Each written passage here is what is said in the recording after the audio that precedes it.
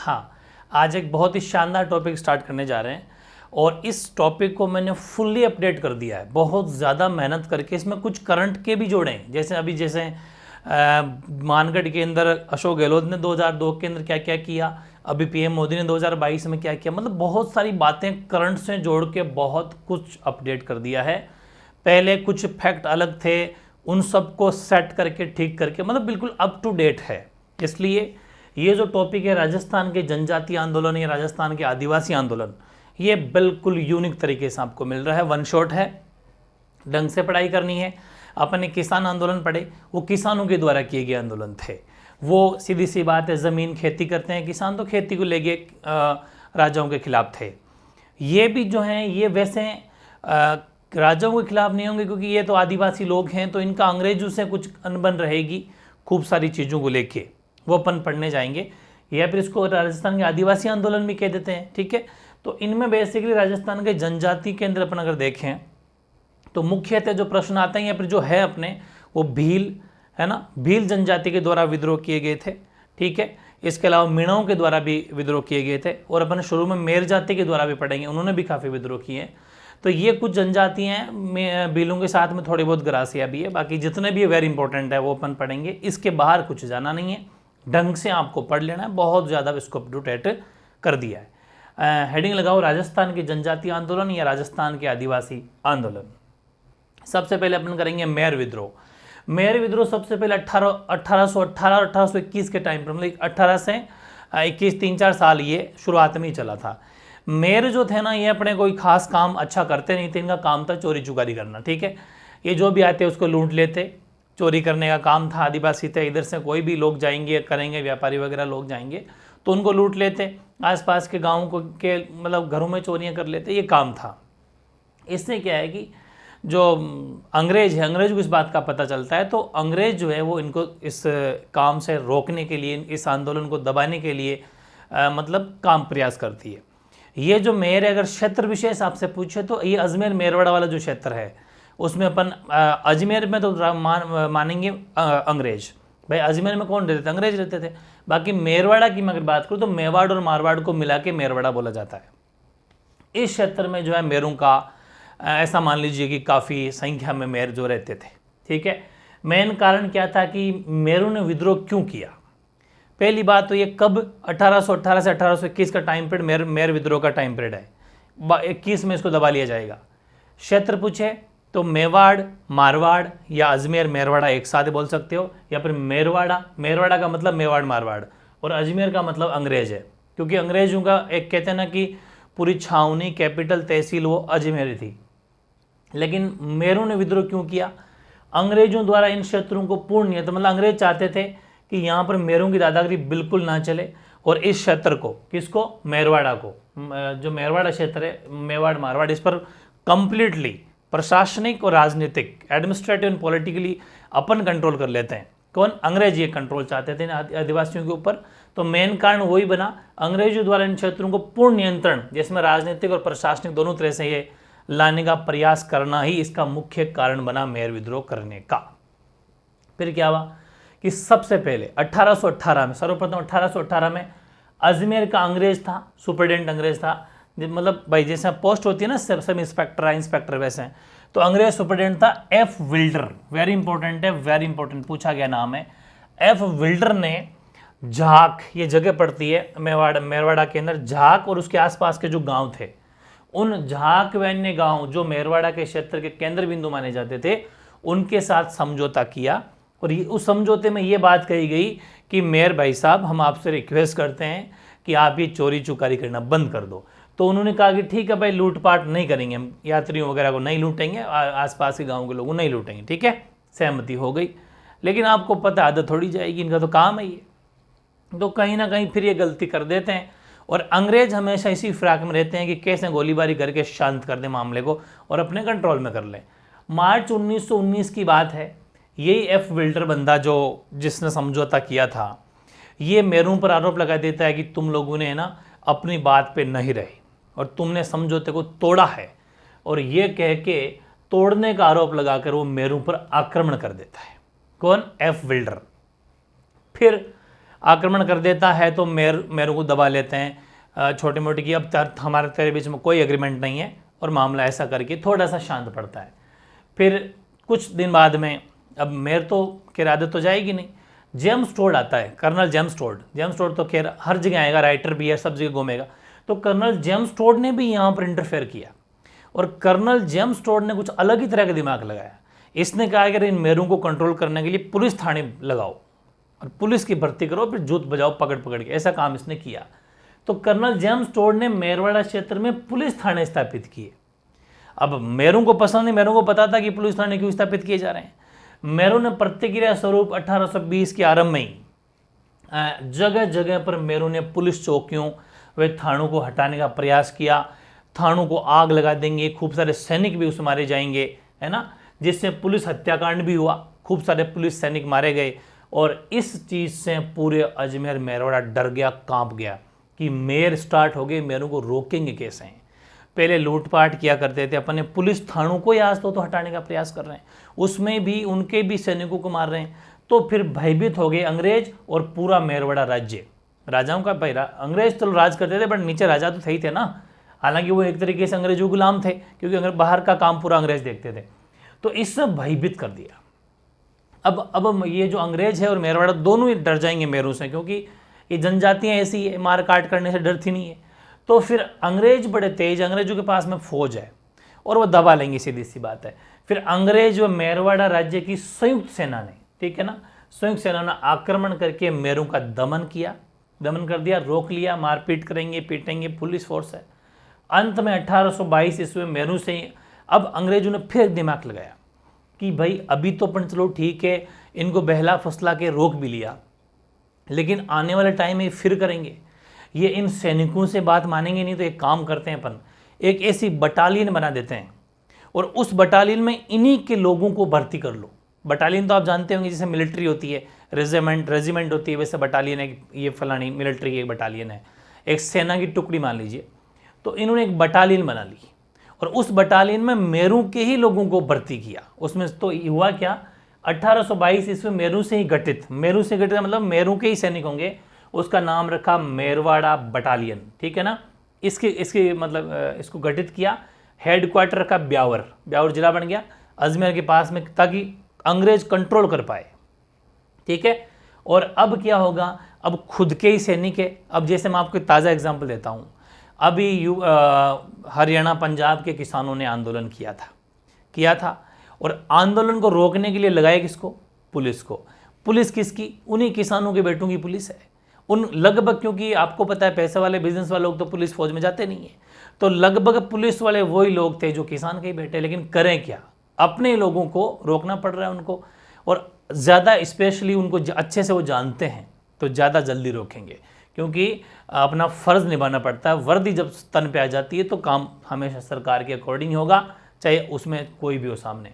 तो यहाँ पर भी मेरवाड़ा बटालियन बना ली, इससे लोगों को रोजगार भी मिला और अपने फिर क्या कि आपस में खुद भर्ती रहेंगे, तो ये एक दूसरे पर वो मामला सेट भी कर देंगे, ज़्यादा होगा नहीं। इस प्रकार अंग्रेजों ने मेयरों पर नियंत्रण आराम से कर लिया। मेयर तो चुप बैठ गए, ज़्यादा संख्या में थे भी नहीं, और इनका मामला तो ठीक है ना। ये तो मेयरों का आपको याद रख लिया। तो ज़्यादा से ज़्यादा क्या याद रखना है, मेयरों से क्या प्रश्न बनेंगे। पहली बात तो मेयर विद्रोह कब हुआ, तो 1818 से लेकर 1821 तक मेयर विद्रोह। क्षेत्र विशेष पूछे तो मेवाड़, मारवाड़, जिसको अपन मेरवाड़ा बोल सकते हैं, अजमेर मेरवाड़ा क्षेत्र है। कारण क्या था मेयरों के द्वारा, तो मेयरों का कारण ये था कि मेयरों का जो क्षेत्र था वहाँ पर अपनी एक्टिविटियाँ, गतिविधियाँ, लूटपाट अपने हिसाब से करते रहते थे, लेकिन अंग्रेज इनके क्षेत्र को अपने कंट्रोल में करना चाहते थे। ये इनका मेन कारण बना। सबसे पहले 1818 के अंदर, अच्छा ये वेरी इंपॉर्टेंट क्वेश्चन है कि किसके लीडरशिप में जो सुपरिटेंडेंट था, एफ विल्डर, है ना, उसने झाक व अन्य गाँव, झाक ही ना नहीं तो चल जाएगा, लेकिन अगर कोशिश करो, क्योंकि स्पेसिफिक जगह का नाम है, अन्य गाँवों के साथ में समझौता भी किया और उसमें ये समझौते में बात करी गई कि जो मेयर है वो लूटपाट नहीं करेंगे। लेकिन बाद में कहते हैं कि एफ विल्डर ने मार्च 1919 के अंदर वो कहता है कि इन्होंने हमारी बात नहीं मानी, समझौता तोड़ा है, इसलिए वो फिर आक्रमण करके उन्हें रोक दबा देता है। फिर वापस मेयर रुकते नहीं है, तो फिर जो है वो आता है जेम्स टोड जगह जगह पुलिस थाने 1920 में पुलिस थाना स्थापित कर देता है। पुलिस थानों का मेयर ज़बरदस्त विरोध करेंगे, कई पुलिस थानों को आग लगा देंगे, सैनिकों को मतलब मार देंगे, काफ़ी सारा मामला बनता है। इससे अंग्रेज और पूरा राज्य वो जो मेरवाड़ा है वो कांप जाता है, डर जाता है। तो भी दिमाग लगाते हैं, दोनों संयुक्त रूप से सेना लेके इनके आंदोलन को, ये विद्रोह को दबा देते हैं और एक नई सेना गठित करते हैं जिसका नाम है मेरवाड़ा बटालियन, जिसका मुख्यालय हेडक्वार्टर जो है ब्यावर में स्थापित किया और उसमें फिर फाइनली उसमें मेरू को ही भर्ती किया। तो ये जो मामला मेरू का तो शांत हो गया। अब आएंगे सबसे ज़्यादा विद्रोह करेंगे भील, और भील जनजाति भी खूब है, बेचारे खूब अपने हकों की लड़ाई लड़ेंगे और भील मारे भी बहुत जाएंगे। 1500 मानगढ़ पर, 1200, 1500 ऐसे 1200 एक जगह मारेंगे, 1500 एक जगह मारेंगे, जो है अभी पढ़ेंगे अपन। विजयनगर में 1200 है, मानगढ़ में 1500 है। इतनी संख्या में सैनिकों का मर जाना ये बहुत बड़ी चीज़ है। तो अब आपको हेडिंग लगानी है भील विद्रोह। लेकिन भील विद्रोह की अब आप लोग जो सिलेक्टेड पढ़ते थे, अपन अब सिविल सर्विसेज का लेवल लेके चल रहे हैं, तो अपन बिल्कुल जड़ खोदेंगे। क्या खोदेंगे? जड़ खोदेंगे कि इसकी तह में जाएंगे कि मामला शुरू कहाँ से हो रहा है, चीज़ें तब समझ में आएगी। तो मेन चीज़ ये कि भील विद्रोह जो है प्रारंभ कब हुआ और भीलों ने विद्रोह किया तो क्यों किया, इसके पीछे कारण क्या थे। तो भील है ना, जैसे वो लोग थे मेर वो चोरी डकैती लूटपाट करते थे, वैसे भील क्या है कि चौकीदारी का काम करते थे।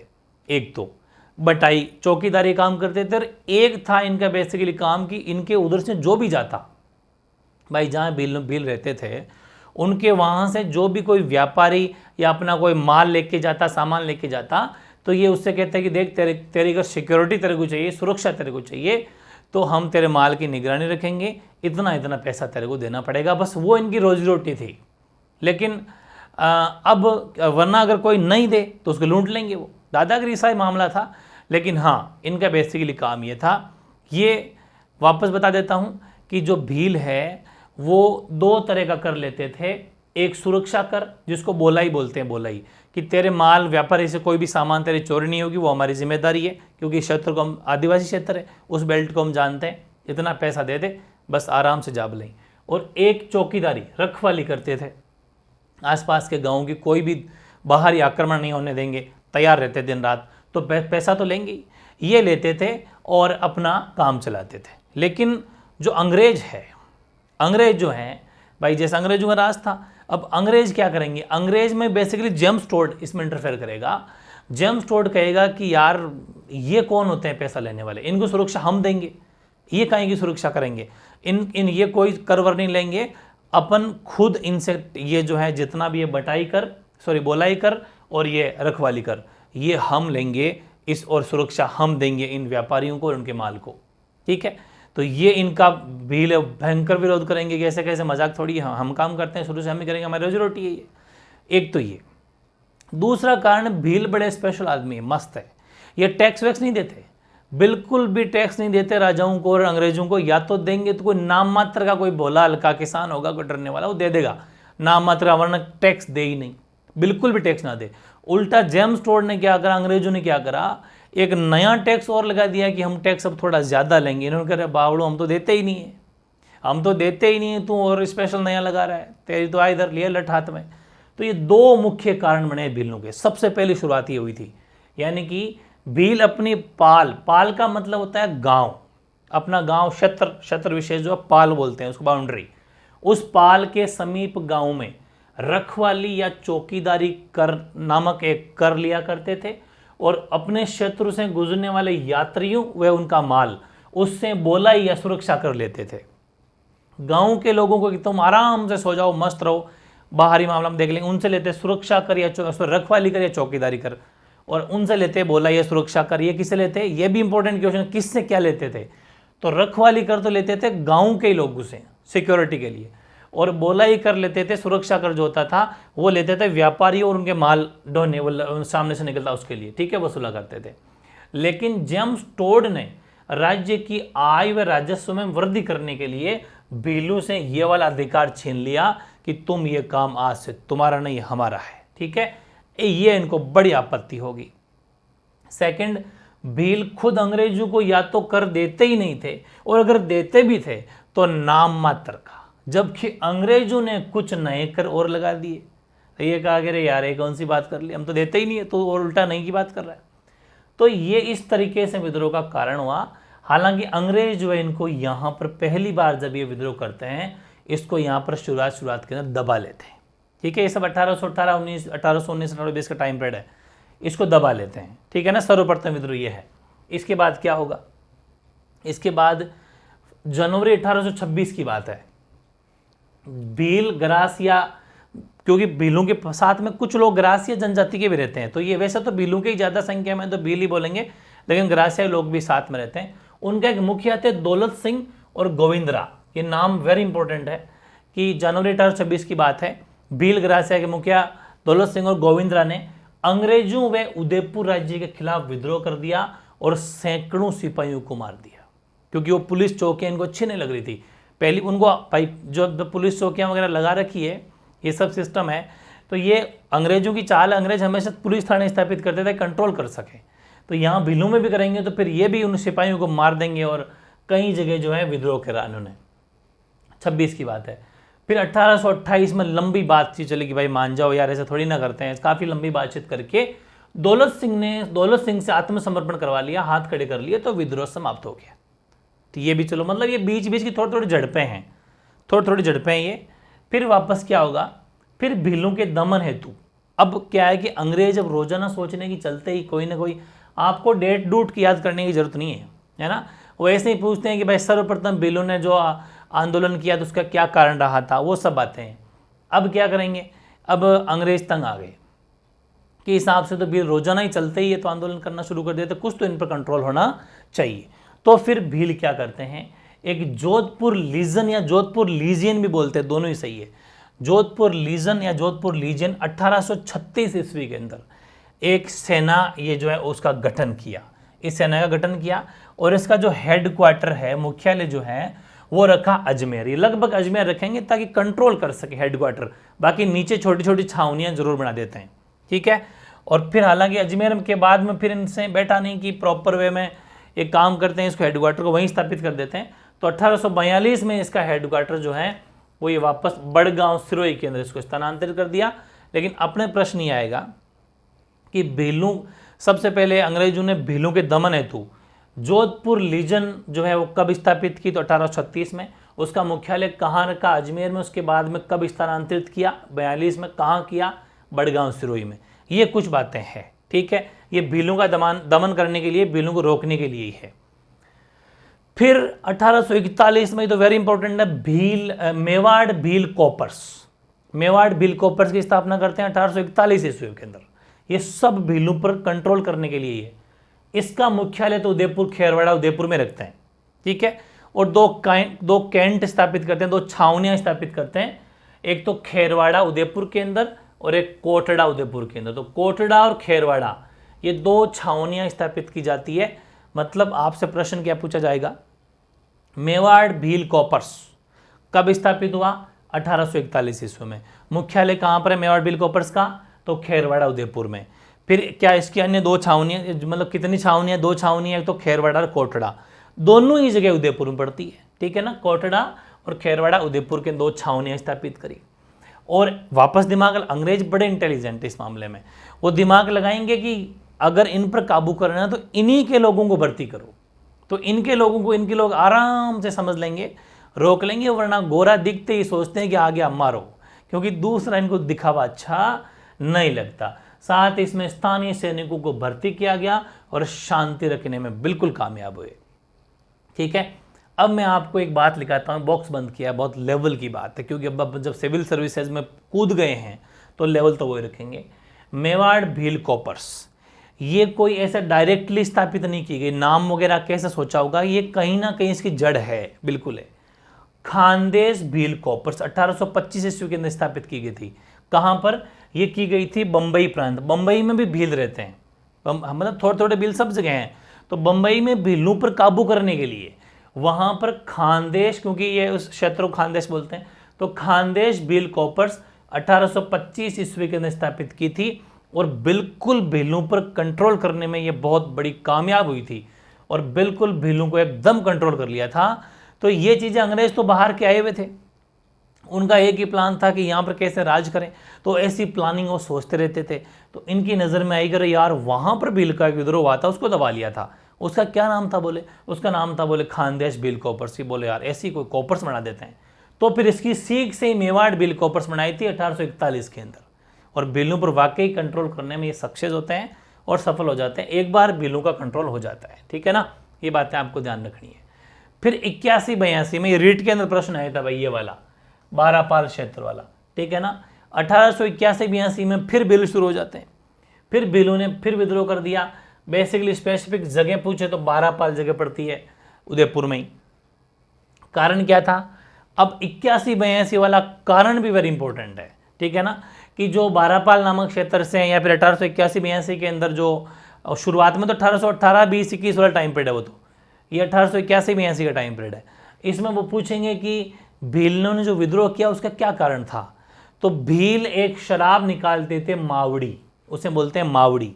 तो भीलों द्वारा मावड़ी जो महवा की शराब होती है वो निकालने, महवा मतलब पेड़ है, उससे द्वारा उसको प्रतिबंध लगा दिया, ठीक है। मतलब भीलों द्वारा जो मावड़ी निकाली जाती थी उस पर इन्होंने, अंग्रेजों ने प्रतिबंध लगा दिया। इन्होंने कहा भाई तुम प्रतिबंध लगाने वाले कौन है, तो ये तो हमारी क्या है भाई, कुछ चीज़ें क्या है, कुछ चीज़ें किसी भी जनजाति की या किसी भी धर्म की या किसी जाति की वो अपना कल्चर समझते हैं उसको, ठीक है। भले वो ये चीज़ें अलग है, शराब वगैरह चीज़ सही नहीं रहती स्वास्थ्य के लिए, वो बात अलग है, लेकिन अपना कल्चर तो है ना भाई, वो चीज़ है। तो इनका कल्चर था, तो मावड़ी जो थी उस पर इन्होंने प्रतिबंध लगा दिया। तो मुख्य कारण एक तो ये बना भाई, मेन कारण 81-82 का, ठीक है ना। दूसरा कारण बना कि भील है ना, जैसे इनके भी देवता होते हैं, भगवान होते हैं, तो ये ऋखव देव के उपासक थे, उनको अपना भगवान या देवता मानते थे। अब ऋखव देव को जब मानेंगे तो सीधी सी बात है, ऋखव देव का मंदिर भी होगा, कहीं पर बिल्कुल मंदिर था। तो ऋखव देव का मंदिर था जहाँ पर ये अपना जो भी धार्मिक क्रियाएं करते थे।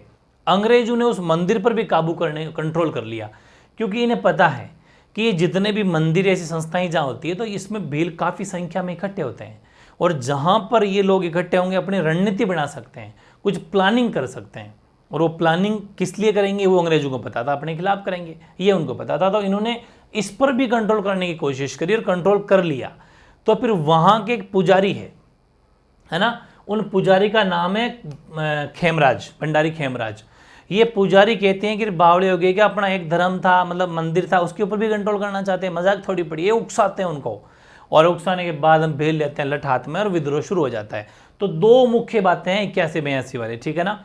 एक तो कि उनकी मावड़ी के ऊपर प्रतिबंध लगा देना, और दूसरे ऋखव देव के उपासक थे, जबकि अंग्रेजों ने ऋखव देव मंदिर को अपने नियंत्रण में ले लिया। तो फिर क्या हुआ कि मंदिर के जो पुजारी थे भंडारी खेमराज, उन्होंने भीलों को विद्रोह हेतु उकसाया, और फिर विद्रोह शुरू हुआ। विद्रोह के प्रमुख नेता भी देख लेना, डीप जाना है भाई, अब अपन गजब की तैयारी करेंगे, बस पढ़ेंगे जो लास्ट बार पढ़ेंगे। गमेती, नीमा, खेमा और जोईता, ये इस विद्रोह के प्रमुख नेता है, ठीक है, पूछा जा सकता है प्रश्न। हालांकि बात आपको देखो, चाहे कोई से भी आदिवासी आंदोलन हो, आदिवासियों की संख्या उतनी नहीं है, आदिवासियों के पास में उतना सोर्स भी नहीं है। किसान तो इसलिए जीत जाते थे, किसान संख्या में ज़्यादा थे, किसान संपन्न थे, अनाज पैदा करते थे, और अगर वो अनाज बंद कर देंगे तो दिन में तारे दिख जाएंगे राजाओं को। लेकिन यहाँ पर ये लोग उतना नहीं करते, इसलिए इन्हें दबा लिया जाता है, संख्या में भी कम है और ख़ास वो नहीं है। इसलिए जो भी ये आंदोलन करेंगे, विद्रोह करेंगे, अंग्रेजों को बड़ी या तो ताकत से दबा लेंगे या गोलीबारी से दबा लेंगे। अंत में समझौता हो गया और विद्रोह, ये भी जो 81-82 वाले विद्रोह है वो भी समाप्त हो गया। मतलब ये तो बातें मैंने जितनी भी बताई, यहाँ से कोई एक आधा क्वेश्चन कभी आ जाए तो आया हुआ जरूर है, रीड जैसे पेपरों में आजकल जो नए प्रश्न आ रहे हैं वो ऐसे ही आ रहे हैं। बाकी फिक्स क्वेश्चन थे भाई, एक ही आंदोलन किया, वो तो गए जमाने, हालांकि पढ़ना पड़ेगा, वापस भी आ सकता है। तो ये तो थोड़ी डीप मैंने आपको बातें बताई। अब जो वेरी फेमस है, वेरी इंपॉर्टेंट है, वो चीज़ें पढ़ेंगे। अभी तो जितने भी मैंने शुरुआत बताई कि भीलों ने विद्रोह कैसे कैसे कैसे प्रारंभ किया, हल्का फुल्का सारा पढ़ लिया अपन ने। अब क्या होगा कि भील ज़बरदस्त विद्रोह करेंगे और वो किसी की लीडरशिप में करेंगे। किसान आंदोलन भी वे तो अपने हर बार पढ़ा था, नेतृत्व किसने किया, और नेतृत्व जैसे विजय सिंह पथिक जी ने किया, रामनारायण चौधरी ने किया, तो वो सक्सेस हुए काम है, बड़े नेता है। वैसे ही अब जो है भील जो है वो आंदोलन करेंगे सबसे बड़ा, और वो करेंगे दो बड़े मुख्य आंदोलन है, भगत आंदोलन, एकी आंदोलन। एकी आंदोलन को बोमट भील भी बोला जाता है। तो भगत और एकी, ये दो ऐसे आंदोलन है भीलों के जो वेरी मतलब बड़े आंदोलन है, लेकिन इसमें काफ़ी संख्या में लोग भी जो है मारे जाते हैं। और उनकी चर्चाएं बहुत बड़ी बड़ी होती है। अब यहाँ पर क्या होगा कि भगत आंदोलन जो शुरू किया जाएगा, यहाँ पर लीडरशिप आ जाएगी गुरु गोविंद गिरी की। तो गुरु गोविंद गिरी बोल दो, चाहे ओनली फॉर गोविंद गिरी बोल दो, ये मुख्य लीडर है। इन्होंने भीलों के लिए बहुत ज़्यादा मेहनत की है। इनका मैंने थोड़ी सी बायोडाटा लिखा है यहाँ पर कि गोविंद गिरी का जन्म 1858 दिसंबर 1858 के अंदर हुआ था डूंगरपुर जिले में। डूंगरपुर जिले के बांसिया बोल दो, चाहे बेड़सा बोल दो, चाहे वेदसा बोल दो, इनमें से एक नाम है वो सेम टू सेम ही है, कभी कभी आगे पीछे बेड़सा, वेदसा, बांसिया, ठीक है ना, ये गांव है। ये इनका जन्म हुआ था बंजारा परिवार में, ठीक है। तो ध्यान रखें 1858 ईस्वी में डूंगरपुर जिले के, ये भी प्रश्न पूछा गया है, बिल्कुल पूछा गया है कि गोविंद गिरी का जन्म कहां पर हुआ था। तो बंजारा परिवार में 1858 ईस्वी में डूंगरपुर के वेदसा, बांसिया या बेड़सा गांव एक ही बात है, वहां पर 1858 के इनका जन्म होता है। फिर जो ये थोड़े बड़े होते हैं, थोड़ी समाज सेवा की इनके लगन लगती है। बेसिकली वहाँ पर जहाँ पर जनजातियों में भील बड़े परेशान थे, तो इनका दिमाग वहाँ पर करता है कि यार इनके लिए कुछ किया जाए। लेकिन ये देखते हैं भीलों को कि भीलों में संप नहीं है, संप का मतलब एकजुटता नहीं है, भीलों में बहुत ज़्यादा अंधविश्वास है, बहुत ज़्यादा इनमें कुरीतियाँ हैं, खूब सारे ऐसे कि ऐसा करने से ऐसा होगा। अंधविश्वास बहुत बुरी चीज़ है। तो इन सब को मिटाने के लिए गोविंद गिरी जो है वो बेड़ा उठाते हैं। और गोविंद गुरु या गोविंद गिरी एक ही बात है, तो गोविंद गिरी लिख लो, चलो ठीक है। हुआ क्या कि गोविंद गिरी ने सबसे पहले क्या करा, एक संप सभा की स्थापना की। वेरी वेरी इंपॉर्टेंट है, छपेगा प्रश्न, छप चुका कई बार। 1883 में 1883, ठीक है, उसमें गोविंद गिरी ने संप सभा की स्थापना की सिरोही में, ठीक है ना, सिरोही में। हालांकि जन्म यहाँ डूंगरपुर में हुआ है, हालांकि क्षेत्र वही है साउथ, ये सिरोही, डूंगरपुर, बांसवाड़ा इसी क्षेत्र में रहेंगे, दक्षिणी राजस्थान में। तो 1883 ईस्वी में गोविंद गिरी ने एक संप सभा की स्थापना की। संप सभा का मतलब क्या होता है? संप सभा का इसलिए मतलब होता है कि इसमें आपसी भाईचारा, एकता बना रहे। यानी कि मैं लिख दिया, वो भी 1 मार्क्स में प्रश्न आया हुआ है। संप सभा में संप शब्द का क्या अर्थ है? तो उसका मतलब है आपसी एकता, भाईचारा और प्रेम भाव रखने वाला एक संगठन, वो संप सभा कहलाया। तो सबसे मेन प्रश्न बन गया कि संप सभा की स्थापना कब की? 1883 में, ठीक है। किसने की? गोविंद गिरी ने। अब क्या होगा साहब? अब इसका होगा पहला अधिवेशन। अब कोई भी संगठन या ऑर्गेनाइजेशन या फिर कोई संस्था बनती है तो फिर वो मीटिंग्स रखते हैं, अपने एक अधिवेशन रखते हैं, अपने कॉन्फ्रेंस रखते हैं, ताकि वो किस लिए रखेंगे? बेलों को इकट्ठा करेंगे, उनको समझाएंगे। तो ये भी पूछा गया प्रश्न है। संप सभा का पहला अधिवेशन हुआ 1903 ईस्वी के अंदर, ठीक है ना। तो 1903 ईस्वी में संप सभा का पहला अधिवेशन हुआ। कहाँ? मानगढ़ पहाड़ी, बांसवाड़ा। मानगढ़ पहाड़ी कहाँ पड़ती है? बांसवाड़ा। उस मानगढ़ पहाड़ी के ऊपर संप सभा का पहला अधिवेशन रखा जाता है। और उसके बाद में अश्विन शुक्ल पूर्णिमा, ठीक है ना, अश्विन शुक्ल पूर्णिमा को कह दिया कि भाई संप सभा का अधिवेशन अपन अब डेली रखेंगे। ऐसा मामला उन्होंने तय किया अश्विन शुक्ल पूर्णिमा को। हालांकि वो सक्सेसफुल नहीं होता है, लेकिन इसके बाद प्रतिवर्ष अश्विन शुक्ल पूर्णिमा को संप सभा का अधिवेशन जो है होने लगा। 1-2 अधिवेशन और भी होते हैं। फिर खैर ये कोई खास इंपॉर्टेंट नहीं है, मेन तो वही है कि पहला अधिवेशन कब हुआ? वो मानगढ़ पहाड़ी, बांसवाड़ा में हुआ। फिर यहाँ क्या होगा? गोविंद गिरी अपने गांव बेदसा में, अब ये अधिवेशन यहाँ होते गए, गोविंद गिरी वहाँ जाते रहते हैं। जब अधिवेशन होगा उस दिन एक दिन जाना है, बातचीत कर लेते हैं। लेकिन अब गोविंद गिरी अपने गांव के अंदर भी एक काम करते हैं, धूनी स्थापित। धूनी का मतलब है ये जहाँ पर अपने लोगों को, अच्छा ये जो इनकी गोविंद गिरी की बात मानते थे ना, उनको भगत कहा जाता है। जो गोविंद गिरी के नियमों का पालन करे, जो गोविंद गिरी की बात माने, उनको भगत कहते हैं कि ये गोविंद गिरी के भगत है। इसीलिए इस आंदोलन का नाम भगत आंदोलन पड़ गया, ठीक है ना। तो ये क्या करेंगे? अपनी जैसे कोई इंस्टीट्यूट स्थापित करेंगे जहाँ पर ये बिलों को बुलाएंगे, तो उसको बोला जाता था धूनी। ये भी ध्यान रखना। तो इन्होंने अपने सबसे पहले अपने गांव बेड़सा के अंदर या वेदसा कोई बोल दो, उसमें धूनी स्थापित करी और भीलों को आध्यात्मिक ज्ञान देना प्रारंभ किया। कुछ बातें, इफेक्टिव बातें बताई, कुछ आध्यात्मिक भगवान के बारे में कुछ लगाव उनको कराया कि भाई थोड़े से मत रहो आप, थोड़े सभ्य बनो, अच्छे बनो, सब बातें बताई। जिसके कारण अब जब ये ऐसा होता है तो अंग्रेज इसी फिराक में रहते हैं कि भील आजकल शांत क्यों है, या फिर भील बीच में छोटी छोटी बड़ी मीटिंगें क्यों कर रहे हैं, ये इनको मीटिंग करवा कौन रहा है। वो इस फिराक में रहते हैं। जब पता चलता है कि गोविंदगिरी अपने गाँव के अंदर इन भीलों को इकट्ठा कर रहे हैं, मीटिंग्स कर रहे हैं, तो वो फिर इनको फोर्स करते हैं, शिकायत आ जाती है कि भाई अब गोविंदगिरी को जो है ना पकड़ लेंगे। तो गोविंदगिरी फिर यहाँ से मजबूर हो जाते हैं। 1908 ईस्वी में गोविंदगिरी अपना गांव वेड़सा छोड़ने को मजबूर हो जाते हैं, यहाँ से कहीं निकल जाते हैं, छुप जाते हैं। ठीक है, फिर ठीक है, गोविंदगिरी वहाँ से चले जाते हैं, तो अब संभालेगा कौन? संभाल के तो समसभा बनी हुई है, समसभा में लोग काम कर रहे हैं, इनके नेता भी, इनके शिष्य भी है। अच्छा, मैंने आपको बता दिया होगा, इनके शिष्य के नाम नहीं बोला क्या मैंने? वेरी इंपॉर्टेंट है भाई। पूंजा धीर और सुरजी भगत, ये इनके शिष्य हैं। दोनों बड़े काम भी बहुत ज़्यादा करेंगे दोनों जने, आगे अपन बात करेंगे आगे। ये और भी खूब शिष्य हैं जो अपने इस समसभा को संभाल रहे हैं। अब क्या हुआ कि ये तो यहाँ से चलो गोविंदगिरी तो 1908 में गांव छोड़ना पड़ता है क्योंकि अंग्रेजों का फोर्स था, वरना कहीं जेल में डाल देंगे नेता को।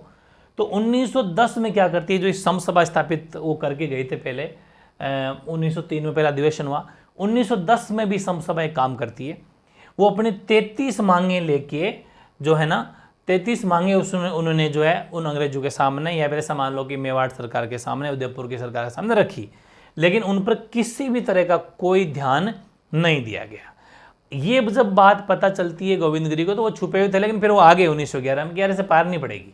तो 1911 ईस्वी में गोविंदगिरी जो है वापस अपने बेड़सा गांव आ जाते हैं और वहाँ पर फिर एक धूनी स्थापित करते हैं। और धूनी स्थापित तो करेंगे, यहाँ पर इनका थोड़ा सा इनको एक साथ मिल जाएगा बड़े अच्छे गुरु का, दयानंद सरस्वती जी का। और दयानंद सरस्वती जी की बातें इनको बिल्कुल इम्प्रेस कर देती है, उनसे प्रभावित होते हैं। दयानंद सरस्वती की प्रेरणा से गोविंदगिरी ने भगत पंथ, बात एक ही है, वो भगत आंदोलन, भगत पंथ, एक धुनी से सब स्थापना की। और सरस्वती ने ये समझाया कि भाई ऐसे ऐसे काम करना है। तो भीलों को कहा कि भाई भीलों को इस भगत पंथ की स्थापना करने के पीछे ये मेन टारगेट था कि जो भील जनजाति है, एक तो उसमें कुछ सुधार हो, कुरीतियाँ बहुत ज़्यादा वो दूर हो। दूसरा, भीलों को हिंदू धर्म के दायरे में बना के रखना है। हिंदू धर्म ऐसा नहीं कि भाई ये जिस हिसाब से काम करें जंगली टाइप, ऐसा नहीं कि हिंदू धर्म के दायरे से बाहर आ जाए, ये हिंदू धर्म के दायरे में रहनी चाहिए। कुछ देवी देवताओं के बारे में बताया जाए, इनको थोड़ा आध्यात्मिक ज्ञान दिया जाए, थोड़ा अच्छे बने, सभ्य बने। तो ये दो मुख्य उद्देश्य थे, एक तो भीलों को हिंदू धर्म के दायरे में रखना, और दूसरा आदिवासियों में खूब सारे सुधार करें, कुरीतियाँ वगैरह जो थी उनको मिटाना। ठीक है, फिर क्या होगा, एक नोट लिखा है मैंने, गोविंदगिरी के नियमों का पालन करने वालों को भगत कहा जाता है। हालांकि ये मैंने आपको बात तो समझा दी, लेकिन 1 मार्क्स में प्रश्न ये भी आया हुआ है और आता रहेगा, ध्यान रखना कि भगत क्या है। तो गोविंदगिरी के नियमों का पालन करे वो भगत कहलाता है। इनके नाम से ही भगत आंदोलन इन्होंने चलाया है। फिर क्या होगा, चलो इन्होंने भगत पंथ चला लिया, फिर गोविंदगिरी ने जगह जगह पर खूब सारी धूनियाँ स्थापित की, और धूनी की अब अच्छा जगह जगह धूनी स्थापित कर देंगे ताकि जितने भील उनको इकट्ठा करें, कोई दूर तक नहीं पहुंच पाता, क्योंकि गांव के पास में धूनी स्थापित कर दी, लेकिन बस उनको समझाना है कैसे न कैसे करके। और अब धूनी की रक्षा कौन करे, अंग्रेज कभी भी टेक कर सकते हैं। तो एक कोतवाल निर्धारित किया।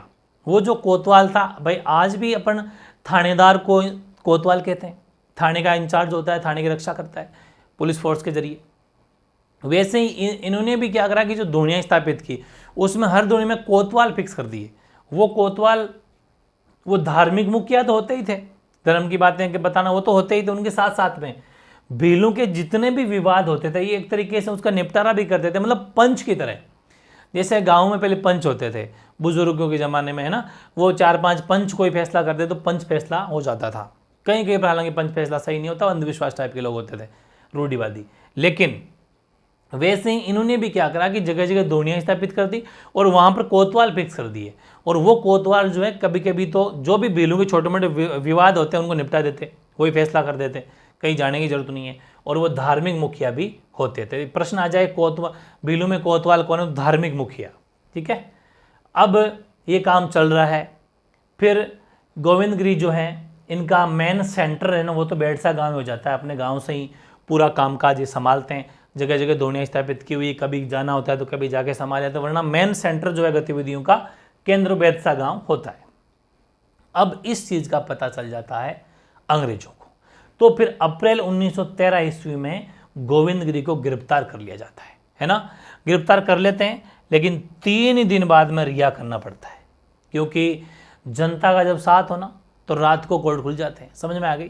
तो ये वाली चीज़ है कि 3 दिन बाद में इनको जो है 1913 में गोविंद गिरी को गिरफ्तार कर लिया था, लेकिन 3 दिन बाद में रिहा कर लिया जाता। रिहा करते ही गोविंद गिरी, वही वो वाली बात कृष्ण सिंह वाली जो मैंने पढ़ी थी, आते ही चौरी कर और चेप दिया। तो वैसे ही इन्होंने क्या करा, गोविंद गिरी ने जैसे ही बाहर आए अब कहा कि भाई कुछ करना तो पड़ेगा। तो इन्होंने सभी भीलों से एक मांग की, मतलब ऐसा मान लो कि मैसेज भेजा, संदेश भेजा कि अपन को मानगढ़ पहाड़ी पर इकट्ठा होना है अपनी मांगों को लेकर। वहाँ पर अपन एक मानगढ़ का बड़ा विराट सम्मेलन करेंगे, मानगढ़ का विराट सम्मेलन, बड़ा सम्मेलन करेंगे। तो गोविंद गिरी ने सभी भीलों को मानगढ़ पहाड़ी जो कि बांसवाड़ा में है वहाँ पर इकट्ठा होने के लिए जगह जगह जो भी आपस में थे उन संदेश भिजवा दिया, लोगों को मैसेज किया। मैसेज मतलब कोई इतना टेलीफोन वगैरह नहीं थे, लेकिन वो एक ही बात है, कैसे भी अपने जरिए से जो भी इनका सिस्टम था उस अकॉर्डिंग लोगों को इकट्ठा करने का काम किया कि अपन मानगढ़ का विराट सम्मेलन कर रहे हैं, सभी भील इकट्ठे हो रहे हैं, इसलिए आप सभी आइए। फिर जैसे ही ये पता चलेगा, अपनी मांगे सामने रखेंगे, अंग्रेजों को पता चलेगा कि अच्छा काफ़ी भील आज इकट्ठे हो रहे हैं गोविंद गिरी की लीडरशिप के अंदर, तो फिर वहाँ पर अंग्रेज जो हैं, कर्नल शटन जो है ना, ये जो है वहाँ पहुँचता है पूरी फोर्स के साथ में। और इसी मानगढ़ पहाड़ी जो है, इस पर मानगढ़ हत्याकांड होता है 17 नवंबर 1913 को, मानगढ़ बांसवाड़ा। 17 नवंबर 1913 को जो है कर्नल शटन जो है वो अपना शटर डाउन कर देता है, डाउन नहीं सॉरी उठा देता है और कहता है कि लगाओ गोली। तो गोलीबारी शुरू होती है मार्गशीर्ष पूर्णिमा के दिन। ये भी ध्यान रखना, इसीलिए मार्गशीर्ष पूर्णिमा को आगे बताऊंगा, ये बहुत इंपॉर्टेंट है। मार्गशीर्ष पूर्णिमा को हुई, अच्छा मानगढ़ जो हत्याकांड है वो एक तो तारीख पूछते हैं, तब आंसर होगा 17 नवंबर 1913। दूसरा प्रश्न ये भी है, ऐसा मार्गशीर्ष पूर्णिमा के दिन भी, क्योंकि इसी दिन मेला भरता है, आदिवासियों का मेला मानगढ़ पहाड़ी भरता है, इसलिए अपनी दोनों याद करनी है। इसे मैंने लिखा है यहाँ पर कि मानगढ़ हत्याकांड हुआ 17 नवंबर 1913 को, मार्गशीर्ष पूर्णिमा के दिन कर्नल शटल ने आदेश दिया गोलीबारी का। 1500 से अधिक भील मारे गए, शहीद हो गए, 1500 से अधिक। कितना बड़ा पाप जो है इसने किया, ठीक है। गोलीबारी का आदेश देने से आपको पता, संख्या में मतलब लिमिट नहीं है, 1500 लिखा हुआ डेटा है अपना फिक्स। तो 1500 से अधिक ऑथेंटिक डेटा है, उससे अधिक भील शहीद हो गए। और इसकी चर्चा जब लोगों के पता चली तो इस घटना की जो है, इस घटना को कहा गया कि ये तो भारत का दूसरा जलियांवाला बाग हत्याकांड है या फिर राजस्थान का जलियांवाला बाग हत्याकांड है। ये कंपैरिजन है, ये अपने किसान आंदोलन के टाइम पर पढ़ा था कि ये जलियांवाला हत्याकांड किसी से भी कितनी बार जो है ना कंपैरिजन किया जा सकता है। तो राजस्थान का जलियांवाला बाग हत्याकांड की से भी मानगढ़ हत्याकांड की इससे तुलना की गई, और या फिर भारत का दूसरा जलियांवाला बाग हत्याकांड, क्योंकि उसमें इतनी संख्या में लोग शहीद हुए थे, तो ये चीज़ हुई, ठीक है। प्रश्न क्या आएगा, मानगढ़ हत्याकांड कब हुआ? 17 नवंबर 1913 को, सही है, बिल्कुल। मानगढ़ जगह कहाँ पर पड़ती है? बांसवाड़ा में। तीसरा प्रश्न, कब हुआ? तारीख के अलावा, तारीख ऑप्शन ना हो कि ये आ जाए मार्गशीर्ष पूर्णिमा, कार्तिक पूर्णिमा, कुछ भी, तो माघ का महीना मार्गशीर्ष पूर्णिमा के दिन।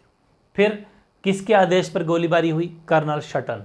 कितने ज़्यादा भील शहीद? 1500 से अधिक भील शहीद। किससे तुलना की जाती है?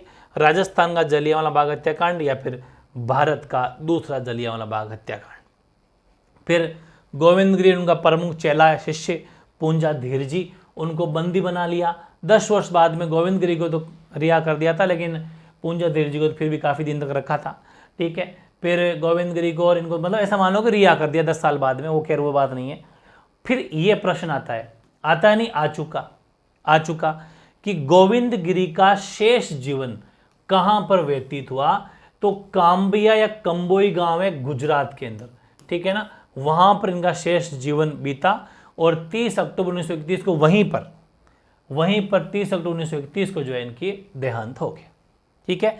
तो ये था वेरी इंपॉर्टेंट आंदोलन, भीलों का भगत आंदोलन। अब एक बहुत ज़्यादा डीप प्रश्न, लेवल का प्रश्न ये है कि इस आंदोलन पर एक बुक लिखी गई है जिसके शीर्षक है भगत आंदोलन, इस शीर्षक से भी है, और बुक का नाम है दक्षिणी राजस्थान में भीलों के सांस्कृतिक परिवर्तन का एक अध्ययन। दक्षिण राजस्थान का क्षेत्र है बांसवाड़ा, डूंगरपुर और उदयपुर वाला क्षेत्र, ठीक है। तो दक्षिणी राजस्थान में भीलों के सांस्कृतिक परिवर्तन का एक अध्ययन, भगत आंदोलन शीर्षक से। इसके लेखक है विजय कुमार वशिष्ठ, या फिर वीके वशिष्ठ, दोनों ही नाम आ जाते हैं। कभी कभी क्या है कि शॉर्ट में नाम भी आ जाते हैं, तो विजय कुमार वशिष्ठ या फिर वीके वशिष्ठ, ये इसी आंदोलन के ऊपर ही बेस्ड बुक है। एक अब कुछ मैंने फैक्ट लिखे हैं जो अभी ताज़ा करंट के हैं, क्या कि मानगढ़ धाम में 2 सितंबर 2002 को उस टाइम पर हमारे सीएम कौन थे, श्री अशोक गहलोत, उन्होंने इस मानगढ़ धाम को शहीद स्मारक के तौर पे कि ये शहीद स्मारक है उसका लोकार्पण किया, मानगढ़ धाम पर शहीद स्मारक बना। तो ध्यान रखें, एक प्रश्न आ सकता नहीं आया हुआ है कि मानगढ़ धाम में जिसका शहीद स्मारक के तौर पे लोकार्पण कब हुआ, तो हुआ 2002 में सीएम अशोक गहलोत के द्वारा। ठीक है, फिर 2022 की बात है, 1 नवंबर 2022 की बात है, और मानगढ़ धाम को राष्ट्रीय स्मारक, ठीक है, देखो ये तो है शहीद स्मारक, ठीक है ना, ये तो शहीद स्मारक है जो गहलोत के द्वारा, और राष्ट्रीय स्मारक क्योंकि मोदी राष्ट्रीय नेता है, प्राइम मिनिस्टर है, तो पीएम मोदी इसी दिन 1 नवंबर 2022 को इस दिन आए थे यहाँ पर, और इस दिन राष्ट्रीय स्मारक का दर्जा भी जो है मानगढ़ पहाड़ी को दिया गया, मानगढ़ धाम को दिया गया। समझ में आ गई ना। तो दोनों ही बातें करंट की जोड़ के लिखी हुई है, 100% ये भी मोस्ट है। चलिए, और कोई फैक्ट मानगढ़ पहाड़ी का, बिल्कुल, एक तो इसको गोविंदगिरी का स्मारक भी कह देते हैं। तो मानगढ़ पहाड़ी गोविंदगिरी का स्मारक, मार्गशीर्ष पूर्णिमा को ये घटना घटित हुई थी, मतलब शीर्ष पूर्णिमा को मानगढ़ पहाड़ी पर, इसलिए मार्गशीर्ष पूर्णिमा को मानगढ़ पहाड़ी धाम का मेला या फिर आदिवासियों का मेला भरता है हर वर्ष मार्गशीर्ष पूर्णिमा को। वेरी इंपॉर्टेंट है, ठीक है। और गोविंदगिरी का झंडा सफ़ेद था, और सफ़ेद रंग तो आप समझते ही शांति और अहिंसा का प्रतीक है। तो ये था भगत आंदोलन, कैसा लगा? फुल पीएचडी हो गई है, कमेंट ज़रूर करना। भीलू का, अपन भीलू के विद्रोह पढ़ रहे हैं, उसमें पहला पढ़ लिया है गोविंदगिरी का भगत आंदोलन। अब बात करते हैं, एक छोटा सा ही है, लसाड़िया आंदोलन। ये रीट के अंदर प्रश्न आया था। लसाड़िया आंदोलन नेतृत्व संत माहूजी अपने पढ़े थे, संत माहूजी वागड़ का धनी कहते हैं उनको, उनके द्वारा चला गया था। प्रमुख क्षेत्र वागड़ में ही चलाया था, वागड़ क्षेत्र में चलाया गया था लसाड़िया आंदोलन। ये भी क्या है कि मैंने यहीं पर क्यों लिखा, क्योंकि ये भी भीलू में सामाजिक सुधार, अंधविश्वास से बचाना इसका मुख्य उद्देश्य था, लसाड़िया आंदोलन। तो प्रश्न क्या आएगा, लसाड़िया आंदोलन किसके नेतृत्व में चलाया गया? संत माहूजी के द्वारा। किस क्षेत्र में? वागड़ क्षेत्र में। भीलू में सामाजिक सुधार और अंधविश्वास को दूर करने के उद्देश्य से। ठीक है, एक बात और है यहां पर लिखी है मैंने, वो भी भीलू के डेवलपमेंट के लिए ही है। एक व्यक्ति है, ऐसा कंटेंट जो full authentic NCERT, RBSE, Hindi ग्रंथ अकादमी और भी छोटे बच्चों की बुक्स वगैरह जो बिल्कुल मतलब क्या बोलते हैं ऑथेंटिक बुक है, उन सब सोर्स हैं, कॉलेज की बुक्स हैं, बिल्कुल जोड़ जोड़ के बहुत ज़्यादा मेहनत की गई है, पैकेज के रूप में मिल रहा है इकट्ठा। अब भी नहीं पढ़ते हो तो बहुत बड़ी गलती कर रहे हो। शोभालाल गुप्ता, ठीक है, इन्होंने सागवाड़ा जगह पड़ती है डूंगरपुर में, वहाँ पर हरिजनों के लिए भीलू के विकास हेतु एक आश्रम की व्यवस्था करी थी। बहुत बड़ा काम है ये उस टाइम पर, ठीक है ना। तो ध्यान रखें, प्रश्न आया हुआ है कि किसके द्वारा सागवाड़ा के अंदर हरिजनों व भीलू के डेवलपमेंट के लिए, विकास के लिए एक आश्रम की स्थापना की गई, तो वो थे शोभालाल गुप्ता। अब अपन देखते हैं भाई दूसरा, एकी आंदोलन या फिर भोमट भील आंदोलन, दोनों एक ही बात है। कभी एकी आंदोलन नाम आ जाता है या फिर भोमट भील आंदोलन नाम आ जाता है। ये प्रारंभ कब हुआ? तो प्रारंभ हुआ 1921 में। कहाँ पर हुआ? मात्रकुंडिया चित्तौड़गढ़ में। ध्यान रखें, 1921 ईस्वी में मात्रकुंडिया चित्तौड़गढ़ के अंदर एकी या भोमट भील आंदोलन का प्रारंभ हुआ। नेतृत्व किसने किया? सबसे बड़ी बात यह है कि एकी आंदोलन का नेतृत्व किसने किया? तो वो किया मोतीलाल तेजावत ने। ठीक है, नेतृत्व किया मोतीलाल तेजावत ने। और मोतीलाल अच्छा, दो बातें यहां पर मैंने वहीं लिख दिए लगे हाथ। एक तो मात्रकुंडिया जो है चित्तौड़गढ़ में जगह पड़ती है, किसान आंदोलन अपन पढ़े थे, जब सबसे पहला किसान आंदोलन हुआ था मात्रकुंडिया, रश्मि परगना, चित्तौड़गढ़, मेवाड़ का जाट किसान आंदोलन, सबसे पहला किसान आंदोलन था, वही जगह ये है मात्रकुंडिया। ठीक है, मात्रकुंडिया को राजस्थान का हरिद्वार कहा जाता है। मात्रकुंडिया को राजस्थान का हरिद्वार कहा जाता है। वहां पर ये एकी आंदोलन या भोमट भील आंदोलन प्रारंभ हुआ। किसके द्वारा? मोतीलाल तेजावत के द्वारा। मोतीलाल तेजावत को भी किस किस नामों से जाना जाता है, यही लगे हाथ लिख दिया है। मेवाड़ के गांधी, भीलों के बाऊजी, आदिवासियों के मसीहा, ठीक है ना, आदिवासियों के मसीहा, भीलों के बाऊजी, मेवाड़ के गांधी, ये है मोतीलाल तेजावत। इनका जन्म जैसे गोविंद गुरु का अपने वेदसा गांव में बंजारा परिवार के अंदर हुआ था जन्म, वैसे ही इनका जन्म हुआ था जाडोल ठिकाने के कोलियारी गांव पड़ता है। जाडोल ठिकाना उदयपुर ही है, ठीक है ना, तो जाडोल ठिकाना उदयपुर ही है।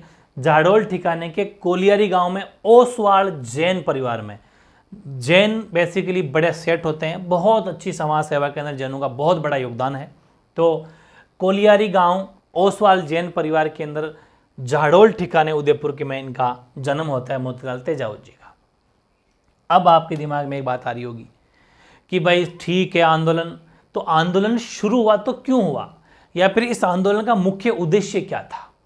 तो इस आंदोलन का मूल उद्देश्य था कि भारी लगान यहाँ पर लिया जा रहा था और अन्यायपूर्ण लोगों और बेगार से किसानों को मुक्त कराना इसका मुख्य उद्देश्य था।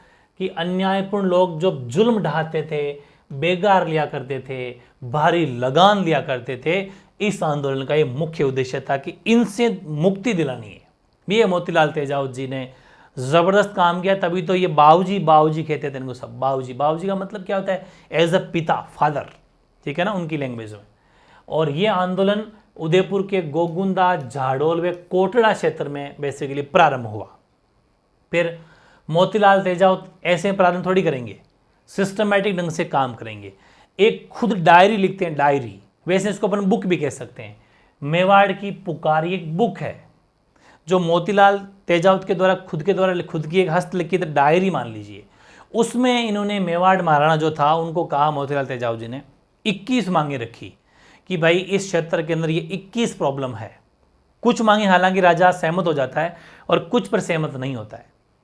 तो मोतीलाल तेजावत ने मेवाड़ महाराणा के सामने 21 मांगे रखी, जिन्हें मेवाड़ की पुकार, कि मेवाड़ आपको पुकार रहा है महाराणा, पुकार कर रहे हैं हम आपसे, रिक्वेस्ट कर रहे हैं, ठीक है।